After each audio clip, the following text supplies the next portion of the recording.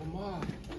But you see though, after you cleaned it, it'll get a whole lot better. You see how if you hold that heat over that spot, it'll stabilize it. Exactly. It stabilizes before you go. And that's the main thing, because if you try to go too fast before then, it ain't gonna work if you don't stabilize it first. So that's the main tip.